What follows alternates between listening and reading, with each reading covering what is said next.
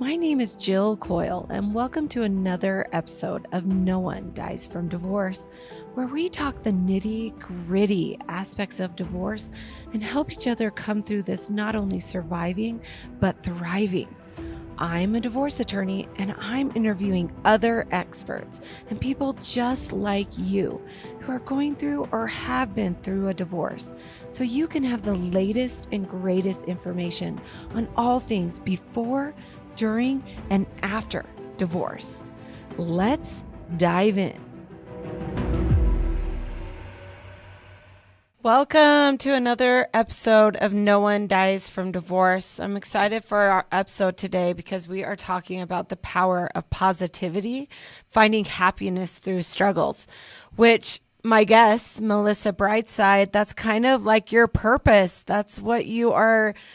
Your mission is to kind of lead people from understanding that, hey, we all have struggles, we all have trials, but there is positivity on the other end. Melissa, welcome to the show. Thank you. Thank you so much for having me. I'm super excited to be here and to share all my positivity. Yes.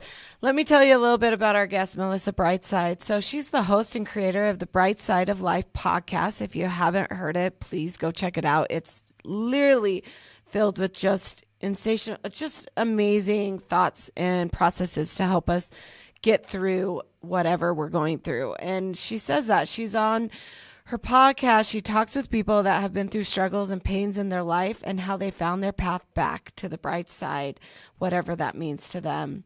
She believes in happiness and looking at the bright side and is all about the mindset. And these stories navigate and discuss people's successful journeys to happiness. And some of the topics she includes are divorce, cancer survivor, trauma, suicide prevention, abandonment, addiction, finding God, therapy, and many, many more. So you could obviously understand why I would want Melissa on my podcast, because as you know, I wrote a book called No One Dies from Divorce, How to Survive and Thrive When Your Marriage Ends. And she is the perfect person to come in and say, hey, you're going to be okay, and this is why. Welcome to the show, Melissa. Thank you very much. So I really just want to get into it. Let's talk a little bit. I want people to know a little bit more about you. What's your mission, and why did you start the Bright Side of Life? Yeah, so the mission is pretty simple, and that's for people not to feel alone in their own struggles. And how the Bright Side of Life came to be last year in the middle of the pandemic, I feel like everybody was struggling. But myself, I really felt alone in my own world. And I had loved podcasting, and I was listening to podcasts, and I had somebody say that they found their purpose by basically looking out into the world and finding something that hurt their heart. And whenever they found what hurt their heart, then they kind of asked themselves, well, how could I change this, and how could I make the world better? And when I asked myself that question, it was what hurt my heart was people being alone in their own struggles. I really felt like I was dealing with something myself, just by myself, even though I had friends and family. Sometimes it does just feel like a personal thing. And right. So once I had that answer, I was like, okay, so what can I do to kind of provide a solution? And that was talking with people that have similar stories or not similar stories, and how other people can hear these stories and say, hey, I'm not alone. This person, Sarah, or this person, Mike, or whoever, they actually went through something similar to me, and they're here talking about how they have found their path back to the bright side. So it's really just encouraging people to know, like, yes, we do go through these hard things, everything that you mentioned earlier, but there can be a bright side to life after you go through all of these things, that it doesn't just have to be the end, Right.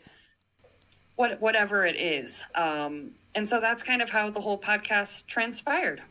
And it kind of is perfect because your last name is Brightside. Melissa. It's Bright. The last name Bright. is Bright. Yeah. Yes. Sorry. Yep. It is perfect. I feel like it's meant to be. Oh my gosh. And so So in your personal experience, did you have like an actual trial that you kind of went through to kind of be able to see this process? Or are you more of an advocate of understanding and being able to recognize it and saying, you know what, I wanted a place for people to come and I can show all these other people that have been there and how they've overcome? Yeah, so I have been through, I feel, and everybody has their own experiences, but the biggest loss that have ever experienced was I lost my mom, who was my best friend at the age of 25. And also at that time, I had already had my daughter at the age of 16. So when my mom died, I had a 10-year-old, and here I was about to be alone with my support system was no more. I wasn't super close with my dad, and she was gone. I had just lost my best friend. And so like the last 10 years of my life, navigating life without a mother figure has been extremely hard. And then it's twofold with also me raising my daughter and not having that grandma to say, okay, mom, now what do I do that she's asking me this, or she's starting her period or whatever. So it was just really hard to navigate without my own mom in my life. And that really caused for some depression and loneliness. Yeah. When you lose that number one person in your life, it's devastating, and it can really leave a big empty hole in your life. So I've definitely went through some trials and errors. And that's why I'm a huge advocate for it. Oh my gosh, yeah. And what I want our listeners to hear is that all of us have trials. All of us have these circumstances of loneliness or sadness, and they don't ever look the same. And so the first thing that I would like to suggest is like, we should never be the one to judge another to say, well, you don't know what I feel. That's actually true. We don't specifically know how you feel because your trial, whatever you're going through, is your trial, and it is not likened to anything else. However, we do find that there is this like pattern of ways of dealing with trauma or dealing with trials. And that's what we're here to help you understand. That's why I kind of look at my book. I say no one dies from divorce, but if you read it, it really can be no one dies from blank. Like I really give some kind of tips and tricks to how to process any kind of trial and how to become better, or to, like you said, look at the bright side. So I love that you're using your experience to help others, because we all go through it. I mean, there's no way around it. Unfortunately, being human is living, especially in this day and age, I just feel like we are living in trials. Yeah. Sometimes I'm just like, oh my gosh, what else are we going to have to go through? And right. I think that's also another really important thing to really recognize too, is that's why we need to stop judging others, because we never know what somebody else is going through. Yeah, I agree 100%. And that's the thing, is if you just kind of keep in the back of your mind that everybody is going through some kind of struggle, whether it's financial or a loss, or it could be anything, and you just don't know. You don't know them passing them on the street. And if you kind of keep that mindset is like, man, I know what I'm going through today. Keep that in mind with somebody else. Theirs could either be better, worse, but they're probably still growing through something or have just came out of it. And so you just got to show them some kind of compassion and kindness to know, so they know that there's other people out there that, so they can just still have hope. Yeah, absolutely. And social media is a lie. It's a front. Like, some people are very, very open and honest and vulnerable on social media, and most of us are not. And and social media should never be what you dictate as the picture of somebody else's happiness, life, trials, because it's just not a true, character. It's just not a true portrait of what that person is. Yeah. So what is the biggest misunderstanding of happiness? Oh, the biggest misunderstanding of happiness is that it's just out there, and it's something that it's I feel like people just think it's a certain destination. On this day, when I have this much money and I'm married to this person and I have this many kids, this is the day that I'm going to be happy. And whatever it is that you have in your head that you want to attach that happiness to. And I am definitely guilty of doing the same thing. But then I realized that every single day, if you try to live in the present moment, that it can be happy. I'm not saying there's always happy times. Of course, we go through sad times a lot. But if you change your mindset into trying to find the positives and also trying to stay in the present, which is extremely hard to do sometimes, I understand, because we worry all the time about tomorrow, next week, next year. But just not placing it on something that might not happen. You have to basically more or less choose happiness. Today, You're going to choose happy because you woke up. You're going to choose happy because you got to see your puppy dog or whatever it is. But I feel like, that's the biggest misconception that I think is. I also think that people think that happiness is like a level. Like, you have to do, just like you said, you have to a certain events, and then it's just like, oh, I'm happy. But that's not actually correct at all. You can be happy at all sorts of level, and at also certain points of whatever you're going through. And just like you said, you can recognize the blessings or the joy or the happiness in small things. And it's human nature for us and our brain to process joy. Things that make us joy. In my example, I like chocolate or I like sweets. Like some food literally gives me a feeling of joy. And I know that that's probably an unhealthy way of finding happiness, but it's something that I love. And so when I get a good cookie or I get a piece of cake, it can bring that. So I also want people to hear that it's not this level. It's not that you just hear and you're happy. You can find happiness in so many other things. Yeah. And the other thing about happiness, I think, especially when we're talking and relating it to divorce, is that we believe that we have to find happiness in our partner. Oh, we'll only be happy if our spouse or our partner makes us happy.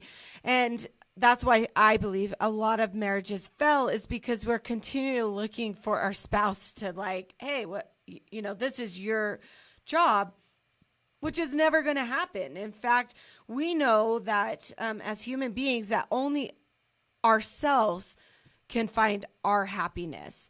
And if you're continually waiting for your other spouse or your partner to do that for you, you're continually going to be disappointed. One of my favorite authors of all time is Brene Brown. I talk to her a lot. And she talks about how as humans, all we want to do is belong. So because of that, because we want to belong, meaning we want somebody to accept us for whatever we are, we think that therefore they are the pinnacle of becoming happy. It's just not going to happen. Belonging and happiness do not have to coincide. And so when we're going through this trial of whatever, it is coming down to what we can do to find wholeness. What we can do to find, our sense of worth. And I say that all the time, Melissa, like, it's all about, are you worthy? And what are you worthy of? Why are you setting a level on what you're worthy of, right? Right. And I'm so guilty of it. And you just said it so perfectly about the divorce. That's just putting your happiness into somebody else, which is you're kind of setting yourself up for failure, because if they're gone, if they leave, if something happens, then what are you left with? So I had a guest on my show that was, he attached his worth to a gold medal because he was a Paralympian. And when he didn't get that, he felt completely worthless. And that's just going to set yourself up. You are so much more than a gold medal. You're so much more than the person that you were with.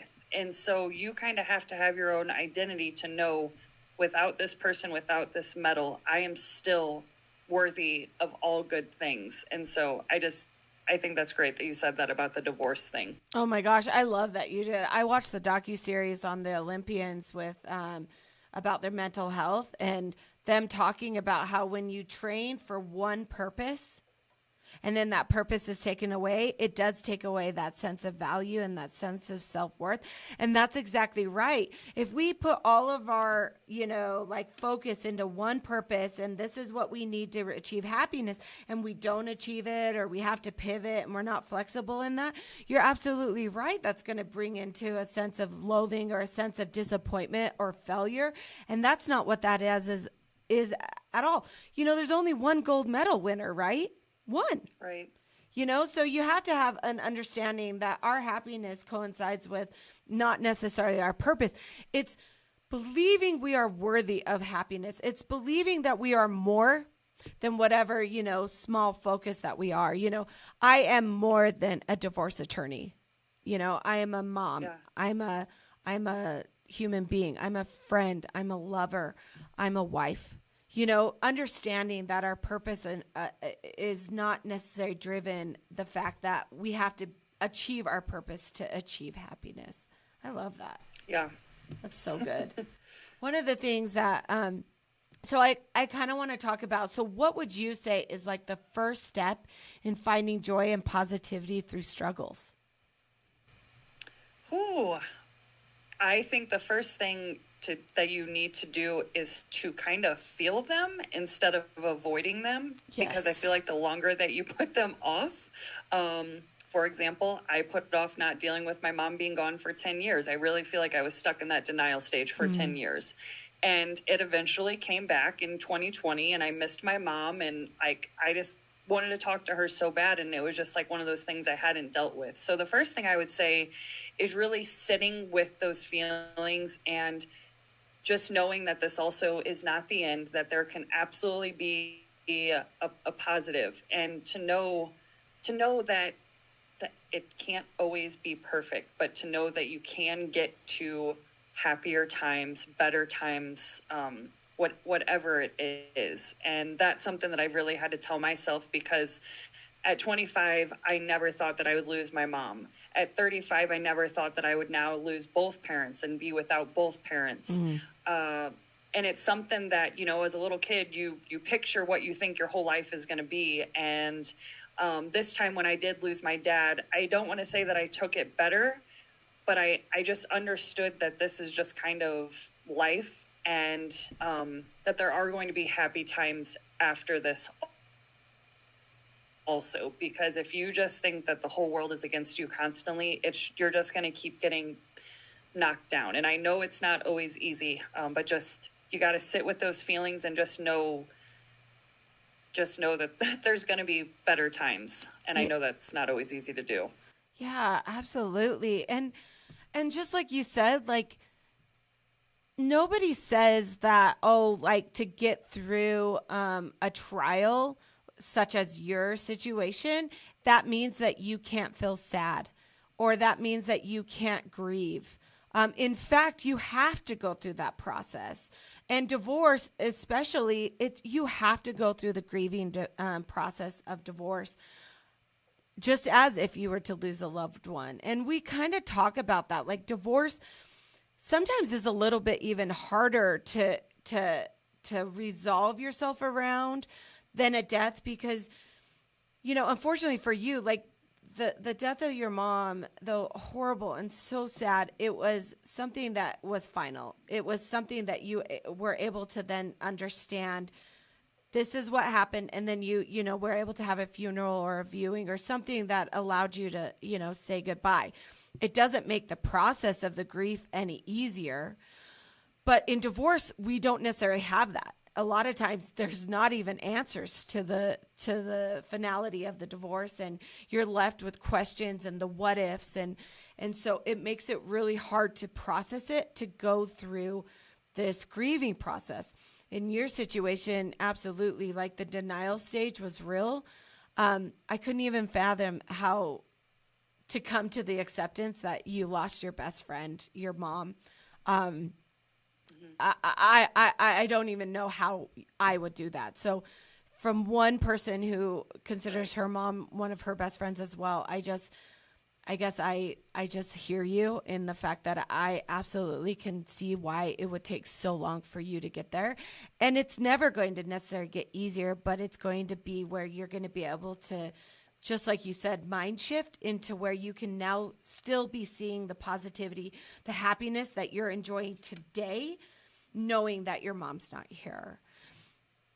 And that's what we have to do, right? That's what we have to do is, you know, I see parents who lose their kids to cancer, and I'm like, I don't know how I would ever be able to handle that. But I completely understand that it's those trials where we have to understand that it's never necessarily going to go back to the way it was. You're never going to be able to, but you're able to get to a new level of, I guess, happiness and joy. Right. And how were you able to do that? Well, a lot of therapy. A lot of therapy. I think it's not actually something we should laugh at, because I say every day on this podcast that, oh my gosh, get help, seek professionals. They do wonders and they really help you move through this process. But yes, keep going. They do. And it's the education part that I was missing, that I thought that I was the oddball because I still missed I don't want to say that I missed my mom, but I didn't know that there was an actual grieving process. Like, I didn't realize that. And that's stuff that sometimes if you have never lost a loved one until 50, whatever, you might not realize there's a grieving process. But once you kind of know, like, oh, Melissa, you're not the only one that has went through this. This is actually quite normal. What you have went through, what you have experienced, these things are supposed to be happening. That's kind of peaceful to know that, oh, okay, this is kind of all supposed to happen. There's no timeline for grieving. And I just kind of lost my train of thought. No, we're just talking about like how you processed it, like how you have gotten to point A to point B, and you're recognizing your happiness. Yeah, well, definitely. I mean, I did have to see a therapist last year, and she completely did change my life to know that everything that I was feeling was 100% normal, and to give me some education behind it, because sometimes I feel like, for at least me, once I learned about the education, that was kind of like, okay, Melissa, this isn't that crazy. You are supposed to be feeling this. You could have been stuck in the denial phase for 10 years. So I just have to say, definitely it was therapy and sitting with my feelings and accepting it and thinking about it instead of pushing it down like I did for so long. Right. You can do it, but I promise it's going to come back at some point and come out in some way or some ailment or in some relationship, and it's not going to be good. So the sooner that you deal with it and sit with it and feel it, it's going to get easier. The faster you move from the denial stage helps you get to the acceptance and move through the entire process. One of the things that I wanted to talk about was that, we can use our struggles as an opportunity to find yourself. And, you look at it and you think, oh my gosh, this was a horrible experience and it's so sad. But what can we do as, to use that as an opportunity to find out who we are, what we want to be, and how we can get there? And I look at your example, Melissa, and I'm like, that's exactly what you did. You were like, okay, how can I use this opportunity as something that I'm passionate about, or something that allows me to find myself? And look at the bright side of life was born.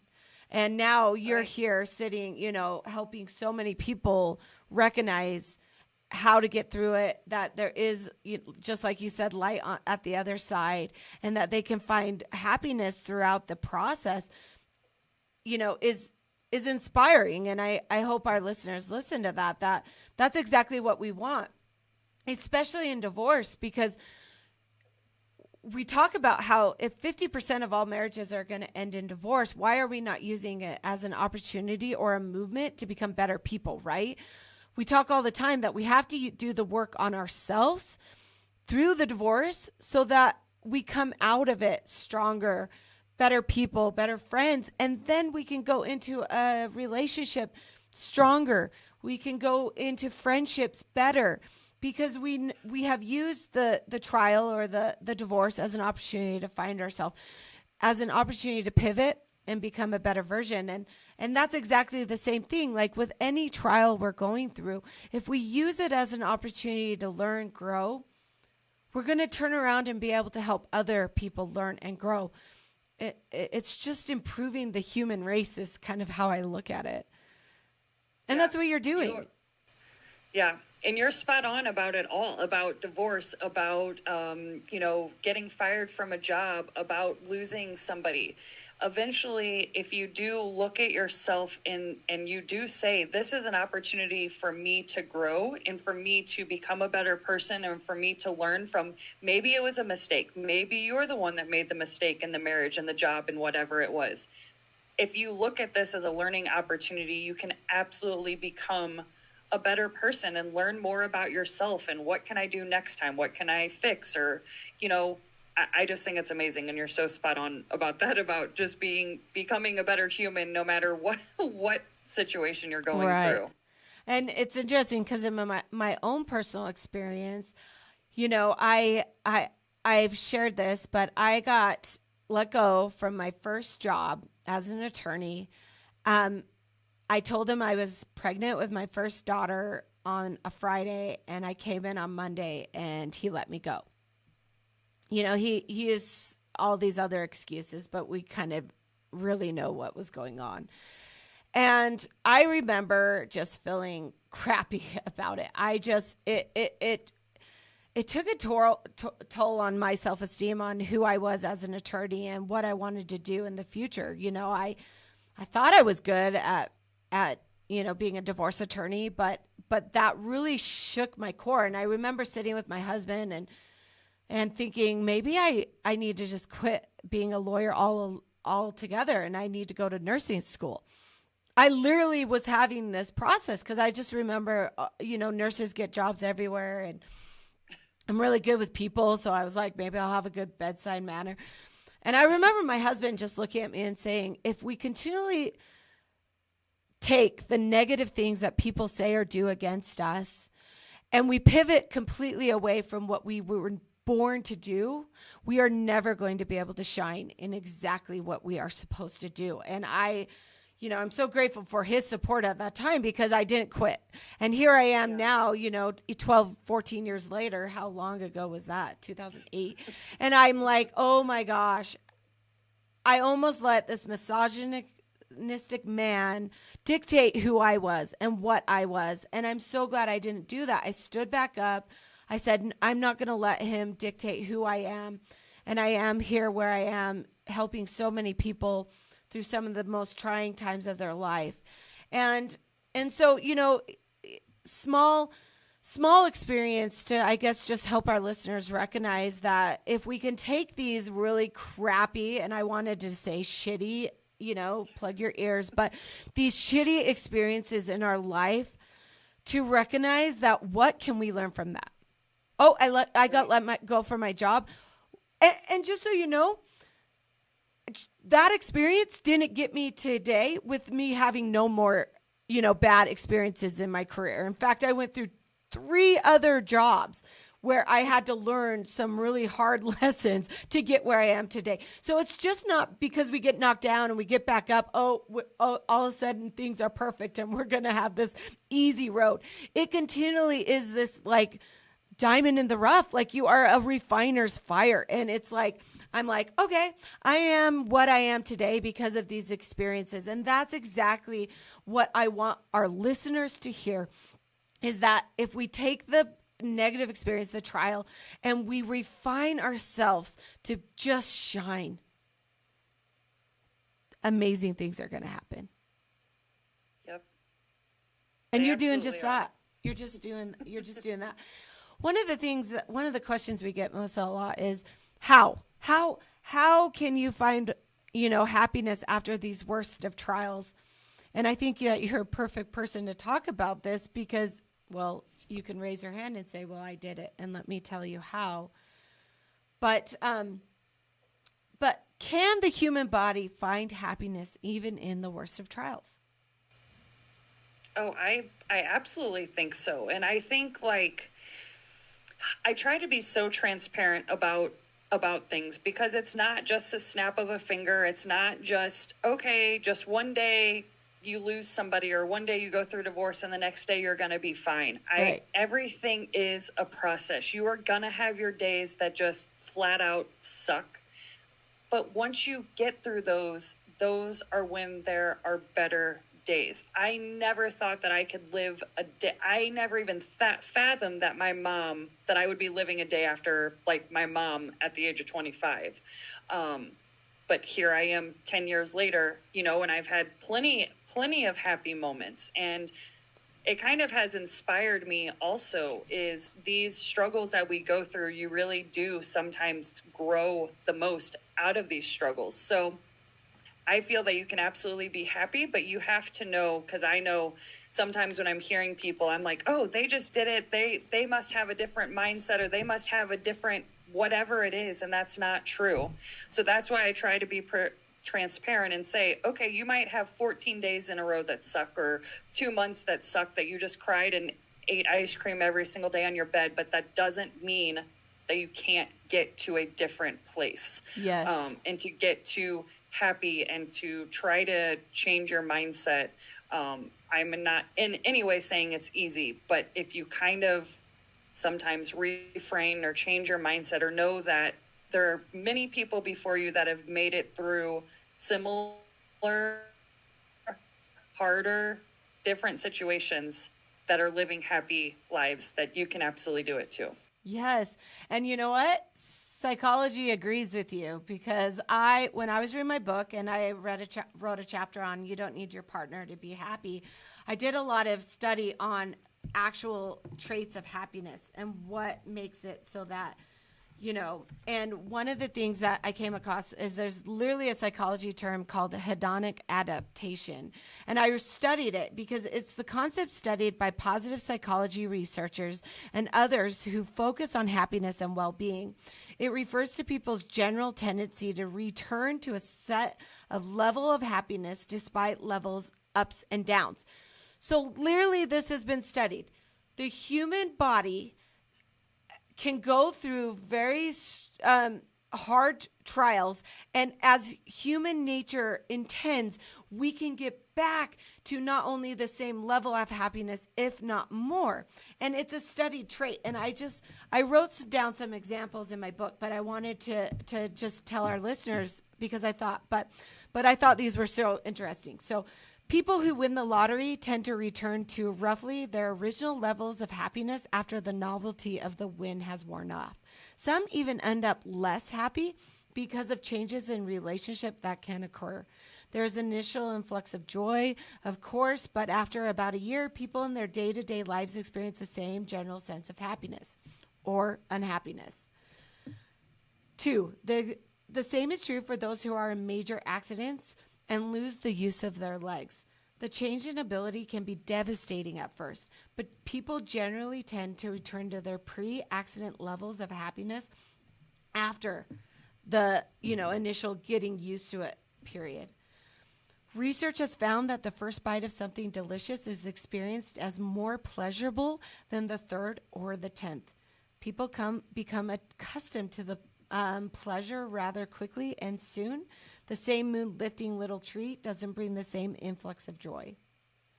People who are divorced tend to have lower satisfaction rates before and during the divorce, but then are able to adapt to a level of greater happiness after the divorce. And then the last one is, as humans, we are innately built to adapt and basically rebound from bad situations. So I've been able to witness this phenomenon in several different instances in my life. And obviously examples like yours show that. But isn't that interesting, to hear about that? There's also been studies like certain amount of monies. I think it's $85,000 a year that you make in your job. Any more than that doesn't bring another level of happiness. Right. That's the thing, and that's what I've had to learn that the hard way. Is like I was searching for happiness in so many different things. Oh, when I had this job or this amount of money or this thing, and it was just like, wake up call, girlfriend. That is not the case. It's just like with me podcasting. It like if I become a Brene Brown, like why am I not enjoying the whole journey instead of just that one time that I'm like, oh my God, this huge podcaster? Like, enjoy all of it, not just this one thing that's going to last a whole 5 seconds. And then you're going to be like, okay, what's the next big thing I can go to aspire to be? No. And that's exactly right. I mean, I always say, if you dream small, you achieve small. Right. Our dreams should be the biggest things that you have out there, guys. So dream big. Right. Because if you don't ask for it, you're not going to get it for it. And if you don't put the intent out there, then you're never going to have the purpose or the intent behind it to actually make it come about. I'm the same way. I dream big because I know my worth and I know what I have value. And so therefore here I am, trying to give people as much value and as much knowledge as I can, on a more widespread, scale. Yeah. And honestly, I've seen it, like with divorce, especially, like I've seen that people can be happy after divorce. In fact, I get emails or wedding invitations to their second wedding, and they're telling me how happy they are and how content they are. And I'm like, yeah, I told you. See, I was trying to tell you in the divorce. I know it was hard to kind of see it at that time, but I told you that it was possible. Right. And I've never had somebody super close to me die like you. But I know my dad lost his brother, his best friend, at 24. He was 24 when his brother died. And I never got to meet my uncle. But I know that my dad has been happy. And I have seen my dad in such, have such joy in his life, even though at that time that was such a horrible and miserable experience. So if you or I can be the people to help you get there a little bit faster, exactly. That's what we want to do. Yes, we do. So what would you say you can do to move forward and raise to a greater level of happiness in whatever circumstance you're dealing with right now? So my two biggest things, and everything that I say, I have experienced it and practiced it myself. So the biggest thing is stop worrying about the future. Stop living tomorrow. Stop living 2 months from now, a month from now. I'm not saying it's not good to have goals and to aspire and to set intentions, but if you are constantly in that worrisome state, it is really messing with your present time right now. Yeah. Which it would be my second thing, is trying to stay in the present, enjoying the moment that it is now, because the more time you spend worrying about tomorrow and next week, the more that your current time is taken. And that's all we truly ever have. And right. I know that's so cliche, but I am so guilty of worrying about every other day except for right now. Right. And I'm really trying to be more intentional with living in the present and not worrying about that all. So 2 things: stop worrying about tomorrow and living in the present. Right. And sometimes when you're going through the trial, you're like, I don't even know how I'm going to breathe. And I say, it's just one breath at a time. And guess what? Yeah. You don't even have to think to breathe. Your brain does it for you. So it's very, very small steps to knowing that eventually, that little breath is going to become deep breaths. And then it's going to take you into a baby step. And then it's going to be a step. And then it's going to be a joy, a big giant leap. And again, no timeline is correct. Nobody's saying that your grief cycle has to go in 3 minutes, or, my mom, when I was younger and I'd get through hard things, she would always tell me, she's like, I'm going to give you tonight to be sad. And we're talking about, little teenager things. So again, this isn't for everybody, but tonight you're going to be sad. And tomorrow you're going to stand up and you're going to figure out what you can do to grow from this and learn from this. Yeah. So we're going to take time to grieve. We're going to but then we're going to stand up and we're going to figure out what we need to do to move forward. And that's what we can do. And I just have a couple of thoughts that I wanted to say to like help us raise our level of happiness in whatever experience we're going through. So include simple pleasures in your life and try to schedule them throughout your day. So right now, if you're going through something sad and cookies make you happy, take a bite of a cookie. Give yourself that because you deserve it. And your body is going to react in giving you those endorphins to make you feel good. And when you're going through bad things, that's what you need. Rotate the gratifications, the little happiness, so that they always feel new. So, like, even if it's just like a fresh sheets, you know how fresh sheets sometimes feel so good and they smell so good? It's little things like that really give you like, okay, this activity gives me joy. Yoga gives me joy. So I'm going to take it, 3 days a week, and I'm going to go into classrooms where I can make friendships with people that also experience, yoga and love it and experience it. And we can find that joy and happiness together. It's little things like that. Find time for others. I think that that's really important, especially when we're grieving through something, is that sometimes we just want to withdraw and we want to just feel the grief within our own because we're stuck in that thinking that nobody else will understand and or you don't want to be a burden on other people. But you probably know this and you probably can speak to this. Human beings want to help other human beings. So let me help you in whatever way I can show up for you. But guess what? If you don't show up, if you don't ask, I don't know that you need me to show up in that way. Right. And that's not always easy, asking for help or even not even asking for help. Kind of, I just don't feel like being alone tonight. It's kind of hard to call a friend. I don't want to say it is, but sometimes it is hard to ask for that help. And so sometimes when that friend's like, no, Jill, you're coming over tonight. We're going to have ice cream and we're going to watch movies. And sometimes you're like, oh my, I'm so glad Jill forced me to do that because I didn't want to tell her that I didn't want to be alone tonight. So sometimes you need those friends that force you. They're like, I felt it. I knew she didn't want to be alone. So I just forced her to do it because it's not always easy. I love it. And one of the things that I always say is that during the time of the actual tragedy, whether it's the death or the, the divorce, or everybody shows up because everybody knows and sees it right there. And so, you have meals planned out afterwards, or you have people really showing up.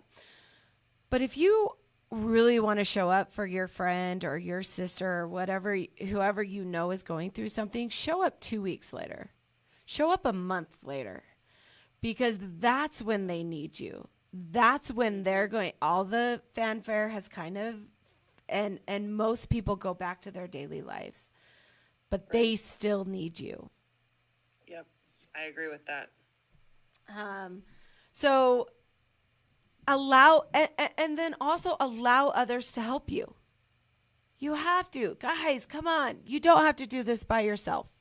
We're here for you, and I am the best at sending Uber Eats to your house. I'm not a great cook. But if I know that you could use food or cookies, I'll be the first one to send that to you. So let me help you, right? Yeah, definitely. Another thing is make sure you make time for your hobbies. I mean, really do. Like, divorce is the best time for you to start being selfish a little bit and saying, I like this, therefore I'm going to do this. Because so many times in our marriage or in our relationships, we just forget about what we want or what we need because we're so busy doing it for other people. You have a daughter, so you know that. Like, as moms especially, sometimes we just put our head down and we're like, I just am doing what I need for my kids. But going through this tragedy, going through this divorce, that's the time for you to say, I need this because it makes me happy. So make time for that. And don't feel like you're being selfish about it. Guess what? This is the time that you get to take care of yourself, and nobody's going to judge you for that. In fact, you should have been doing that all along. But sometimes in our marriages, we just forget to do that. And then savor your positive experiences. use, whatever it is, those, that dinner with your friend, or you having, listening to a podcast that made you feel good, or reading a book that got you inspired. Savor that. And then make goals about it and think, this is what I learned from this experience, and I'm going to do to make myself feel that way going forward. Yeah, those are great. Those are great. And then the last thing I think is keep an eye on your happiness levels. Because let's talk a little bit about this. Sometimes going through tragedy, trials, our happiness levels are stuck because of mental health. And let's not shy away from that. You guys, you are worthy of seeking help. And it does not mean anything if you have to seek help, whether it's getting on prescription drugs or just needing a therapist. That is okay. Yeah. And it is okay. I've done both. I've done both. I take Prozac and I've seen a therapist, and it doesn't mean that you're weak. It doesn't mean any of that. It means that you want better for yourself. You want to understand yourself. You want to not be sad, whatever it is. But the last thing it does, it doesn't make you weak. I can tell you that, because, you and your mental health, it's probably affecting a lot of people around you. And so whenever you finally get to talk to somebody else about issues that can really help you, it's going to make a world of difference in your personal relationships, in your just with you yourself, whether that's, becoming more confident or whatever it is. So I totally agree with you. Absolutely. So, and I know that, we have men that listen to this, and the studies have shown that men have a lower tendency of reaching out or seeking help. And again, I just want our listeners to hear is there's no shame in that. Therapy is a safe space for you to talk about these things. And if you're needing help, seek it. When, a lot of times with mental health, I just want to say is when I use the title, No One Dies from Divorce, a lot of people kind of like, well, there are people that get sad, suicide is an issue, and I want people to hear this. Divorce does not kill you. Mental health will. And if you're not in check with what you're doing for your mental health and what you need to feel better about yourself, then absolutely, those things are going to come into play. And that's why I will always be an advocate for therapy. I will always be an advocate for seeking help. I will always be an advocate for people seeking solace and help refugees through domestic violence, because those are serious things. And those are things that we need to, make sure you hear that if this is you, seek help. And I've got a lot of resources in my book, on my websites, whatever you need. But the other thing I wanted to just talk about is that sometimes we get stuck at this level of happiness and we're like, oh, we're doing okay. But we kind of just get on like cruise control. And right. And I also want to say that our levels of happiness, like I said, should never be at one level. There should be pinnacles. There should be peaks, and we should be always striving for that, for the things that just give you so joy. So in your experience with your mom, and now with your dad just passing away, what are some peaks that you've been able to really focus on and been able to achieve in the last year?